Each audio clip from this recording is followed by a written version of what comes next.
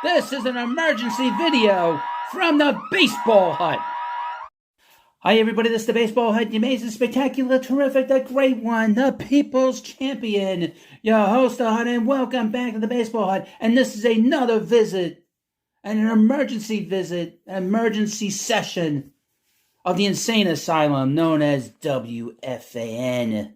They're coming to take me away, ha-ha. They're coming to take me away, ho-ho, hee-hee, ha-ha, to the funny fun. And welcome back to the Baseball Hut, and hopefully you like this video and hit that subscribe button. Now, for like the last 2 years, I've talked about how WFAN in particular has attacked our favorite team, America's team, the New York Mets. And they've done that really, the tip of that spear has been the mid-morning show of Sal Licata and Brandon Tierney, or as I like to call them, the Spaz and the Coconut. And I guess there was a spaz out today on this mid-morning show, and they were spazzing out the whole radio station really today, starting in the morning with that lunatic in the morning. But we're going to get into this. Now, for 2 years, it started when the Mets decided they were going to trade Max Scherzer, Justin Verlander, all the veterans on that team, and that turned out really well. You know, the Mets are starting to see the fruits of some of that sacrifice. The team wasn't going anywhere, okay? And they brought in some interesting young players. And one of those interesting young players was Luis Acuna, who's playing really well for the Mets. And the Mets made a very difficult decision and got rid of a lot of the older players. Sal Licata was so upset that the Mets decided to trade David Robinson, a middle reliever, who was substituting for injured Edwin Diaz as the closer, or a paper bag on the air. Okay? Or a paper bag on the air. And from the moment the trading deadline ended in 2023 to about until the last 2 or 3 weeks, Sal Licata has been going after Pete Alonso and ripping into him like it's nobody's business. He's been begging the Mets to move him. He's been trying to run Pete Alonso out of town. Now, what's hypocritical is he says he's been pretty silent on his show on SNY because he knows the Met fans there will wring his neck and will be pissed off and will start complaining, and they'll get phone calls. And as you know, some people don't listen to the radio. They just want to watch the Met game. And if there's a show on before, they'll watch it. But for 2 years, WFAN and Sal Licata and Brandon Tierney tried their hardest to run Pete Alonso out of town. This is also the radio station that ran Darryl Strawberry out of town as well, to where they would bring in callers, supposed callers that were Met fans, that would rip into Darryl Strawberry. And they ripped into Pete Alonso, ripped into Mike Piazza. I can go on and on and on. All these players that the so-called Mets fans will call up and complain about. Now, your host is a Met fan. And I wanted to see the Mets get treated fairly, okay?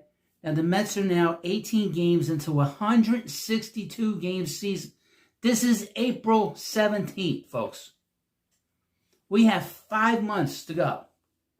144 games to go in a season, okay? And they're already attacking Juan Soto. They were attacking Brandon Nimmo. The other day, they were attacking Kodai Senga.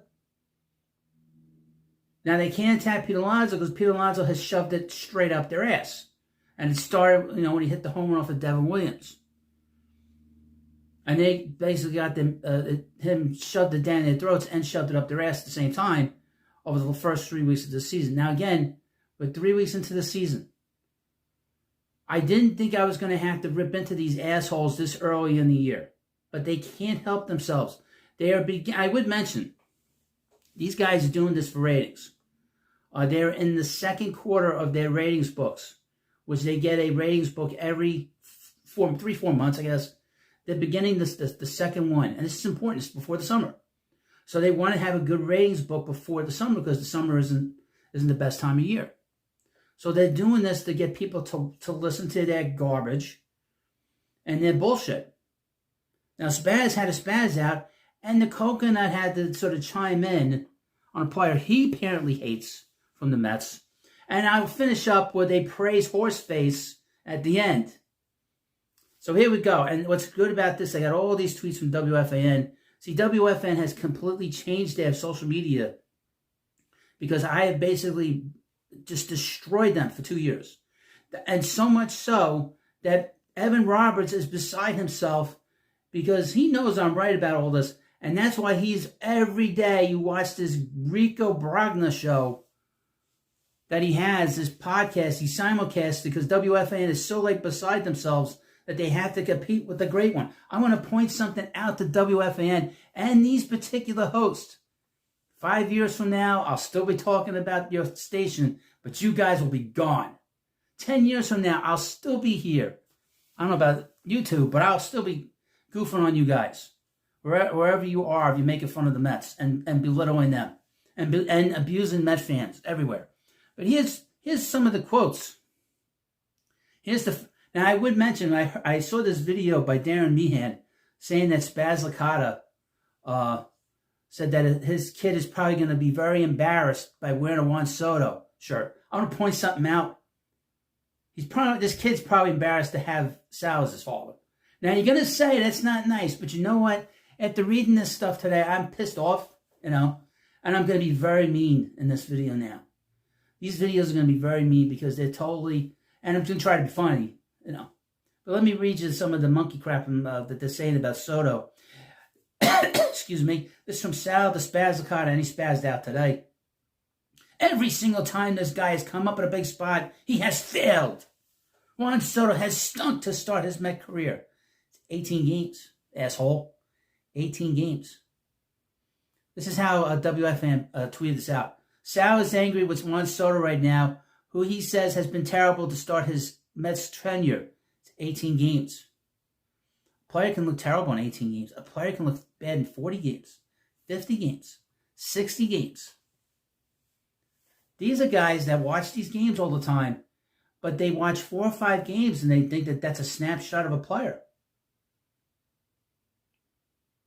I would also mention that in this, I'd watched this actually before I came on. I want to see some of the other things he had said. He said that we don't care about the walks. This is the modern day Ted Williams. This is a newer, younger version of Joey Votto. Get used to it. If you didn't pay attention to what the player has been for his first 6 years in the major leagues and his 1 year with the Mets minor league Yankee team, then you're not paying attention. Okay, he led the league in walks last year. Okay, this guy walks over 100 times. This guy knows the strikes. I would mention the series he had in Minnesota was pretty bad, but he's had very good at bats to start the year. I know he went 0 for 5 on Wednesday, but he's had very good at bats. He's missed a lot of pitches. He's fouled a lot of pitches off. So I think he's had very good at bats. So I don't know what the problem is. Now this is what Spaz said. He's just a piece of shit. He's an asshole. If I were going to the game and he struggled again in a big spot, I would boo his pants off. Hey Spaz, you did everything to pull his pants down to bring him here. You could figure that out. You could figure that out. Now this is from Brandon Tierney, and this is another stupid comment amongst many.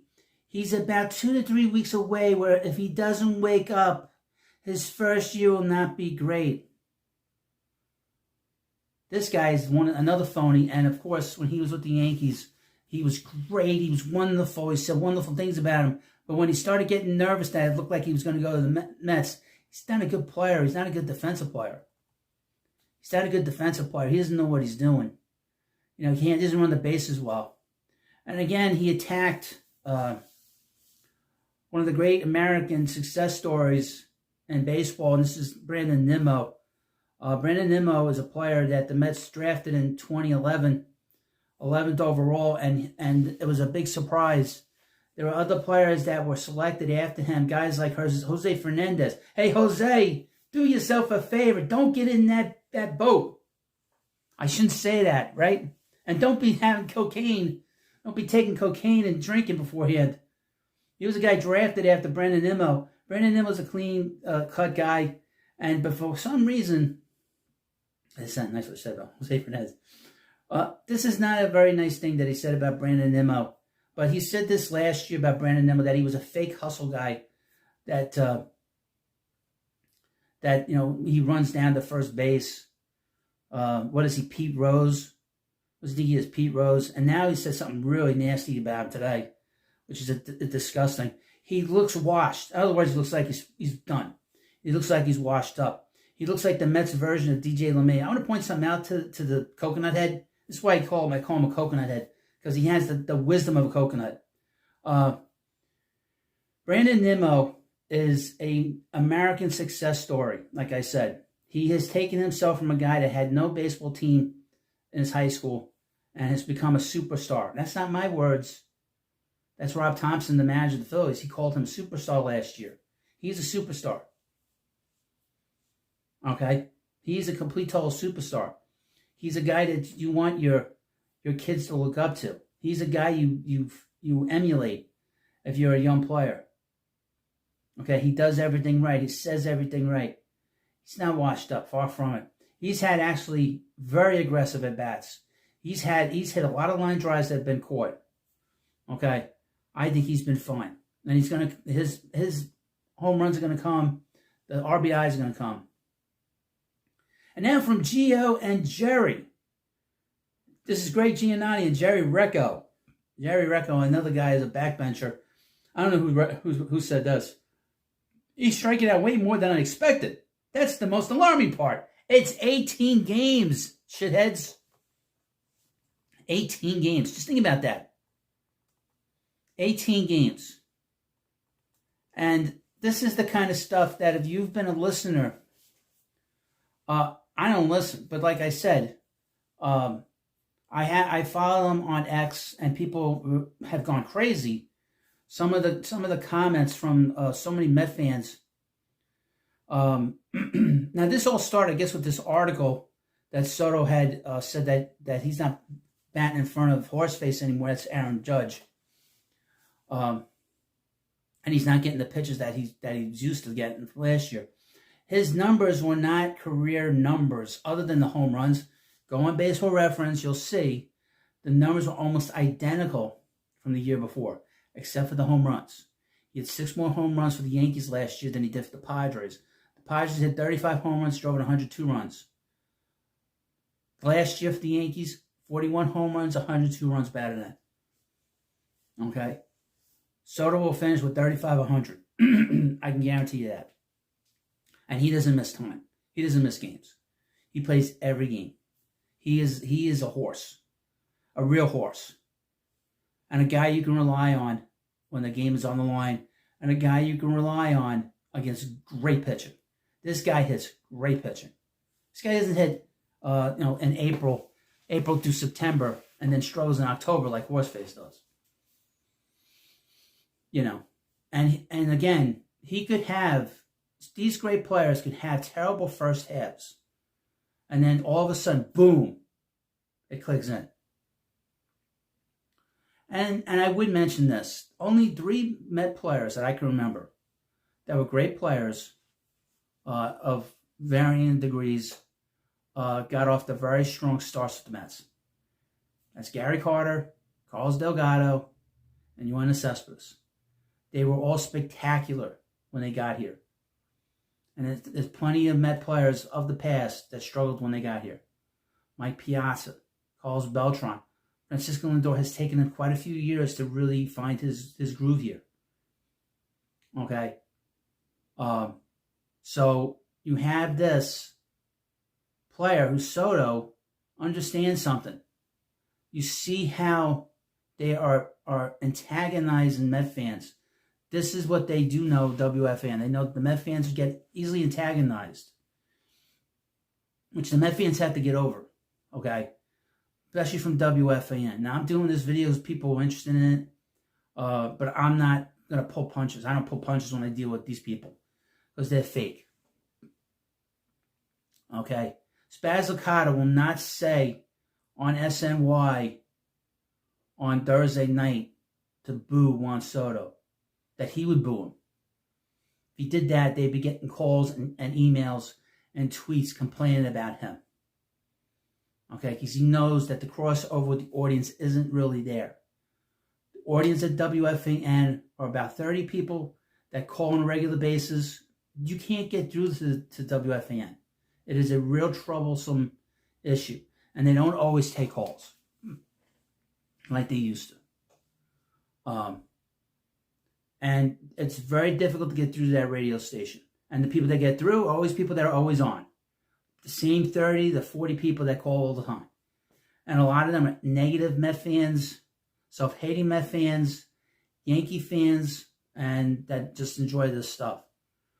And I would also mention the Mets get treated, and this is where a lot of the pressure is when it comes to what the Mets have to deal with in terms of the Met players. Met players get treated very poorly by the media here and by WFAN, and you see it. They never said the kind of stuff they've said about Juan Soto last year. They didn't, because he was a Yankee. I'm going to read you this, and this will finish this up. And this is ridiculous in and of itself, on its surface. Quote, "We're watching the right-handed version of Babe Ruth, only he's a better athlete and doing it against better pitching." This is from the Coconut and the Spaz. This guy has done nothing in postseason. Okay? This is a guy who has never pitched. Okay? Babe Ruth is one of the greatest World Series pitchers of all time. Look it up. He's the greatest player in the history of baseball. He was doing it, not in great shape, but great shape for his time. But Horseface is injury prone. Babe Ruth was not injury prone. He played a long time. Okay, he might have had 2 years when he was an everyday player where he was hurt. This guy, up until a few years ago, is always hurt. And here's the thing about Aaron Judge. He's 33 years old. The window for him to win a World Series is closing. Babe Ruth won 7 World Series.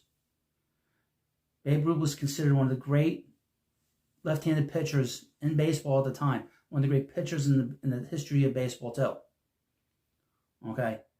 He might be considered the greatest pitcher in Red Sox history. Okay? And believe it or not, he pitched for the Yankees. He pitched quite a few games for the Yankees in his career. Okay? And had quite a few wins with the Yankees. So he was doing it here and there. But I would mention, everybody's compared to Babe Ruth. The idea that he's the right-handed version of Babe Ruth, this is what you would say an FU to Henry Aaron, an FU to Willie Mays, an FU to all the great right-handed hitters that are better players than him. Willie Mays was better than this guy, and he won. Henry Aaron is the greatest home run hitter in the history of baseball, along with Barry Bonds. And they're comparing this guy as the right-handed version of Babe Ruth. This is a joke. He's not going to get 700 home runs. He's gonna have to do this when he's 40 years old. He's going to be doing that at 40 years old, when he's had all these injuries in his history. You know, WFAN is all about getting ratings. This is all bullshit, okay? And that article that was put out was meant to antagonize the Met fans, and it did that. It was meant to antagonize people online. But I'm not going to put up with it. And I'm going to call it like it is. It's all bullshit, okay? A player cannot be judged over the course of a 6-week period, a 2-month period. Because like I said, the greater the player, the greater value you're going to get out of him. So there are so many teams. And I would mention, like I said, he's going up against bad teams. Who cares? Oh, before I forget, Kodai Senga, which I mentioned. He pitched against the A's last week, and he threw 79 pitches, won 7 innings. Spaz Licata said he wasn't a true ace because he didn't go out for the 8th inning. Spaz, he missed all of last year.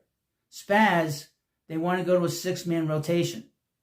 Spaz, they don't want to burn his arm out. Spaz, he has a lot of innings under his arm from when he pitched in Japan. You want to have him for October. moron. You either have him for October. All right, let's pitch him 8 innings against the Athletics. The homeless Athletics.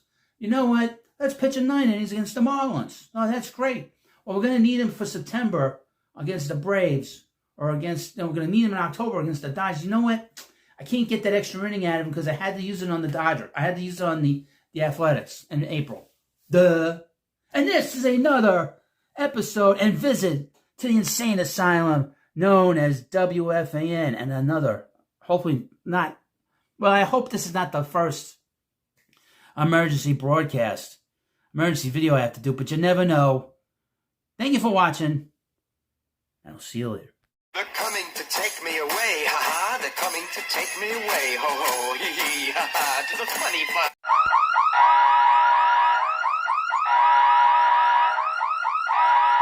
This is an emergency video from the baseball hut.